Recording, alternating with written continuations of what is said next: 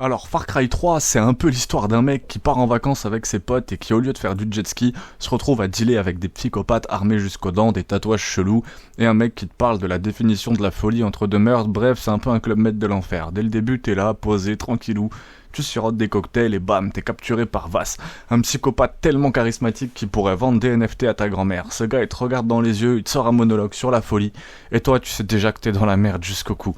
Mais t'inquiète, Jason Brody, le héros, a un charisme d'endive au début, puis se transforme en John Rambo sous stéroïdes. Le gameplay, une symphonie du chaos, simple, hein, un arsenal digne d'un film de Michael Bay, flingue, arc, lance-flamme et même la fameuse machette pour découper du pirate comme un rôti du dimanche.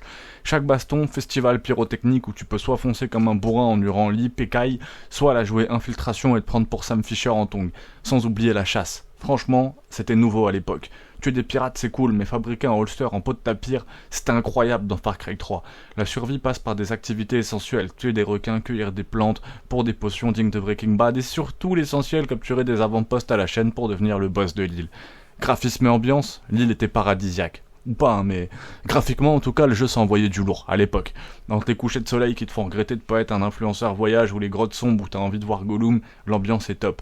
Jungle vivante, animaux qui te sautent dessus sans prévenir, ennemis qui hurlent à la mort dans des explosions que même Hollywood n'oserait pas. L'histoire de survivants à psychopathe plutôt. L'histoire, c'est un grand 8 émotionnel, hein. Jason, franchement, passe du petit blanc-bec fragile à un gars qui sniffe de l'adrénaline à chaque point de l'île. Le pire, c'est que le jeu te fait vraiment poser des questions sur qui est le vrai monstre, quoi, toi ou eux.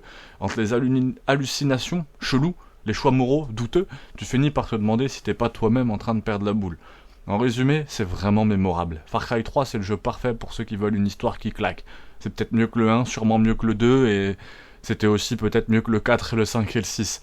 Du fun en open world et surtout une bonne dose d'explosion, de folie, de tatouage mystique. Si t'as jamais joué à ce bijou, tu rates un truc.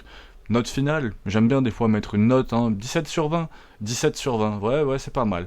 Vass, un méchant légendaire, une liberté de malade, un gameplay jouissif, les animaux qui t'attaquent au pire moment.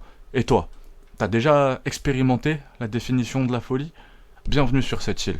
C'est peut-être pas la plus accueillante du monde, mais aujourd'hui on a plongé dans Far Cry 3, ce jeu où tu pars en vacances et où tu finis par repeindre la jungle avec des litres de sang. Entre explosions, tatouages, monologues de Vass qui te font douter de ta santé mentale, Far Cry 3 c'est un vrai guide de survie pour devenir le Rambo de tes rêves ou un mec paumé en short cargo. Des balles, des flammes, des champis douteux, des pirates avec le QI d'une huître, et bien sûr Vass, le mec qui a inventé la définition de la folie, rien qu'en existant. Alors Far Cry 3, ça a bien vieilli ou c'est juste une grosse nostalgie en HD ? Laisse en commentaire ce que t'en penses. Abonne-toi, sinon Vass va te raconter une histoire encore.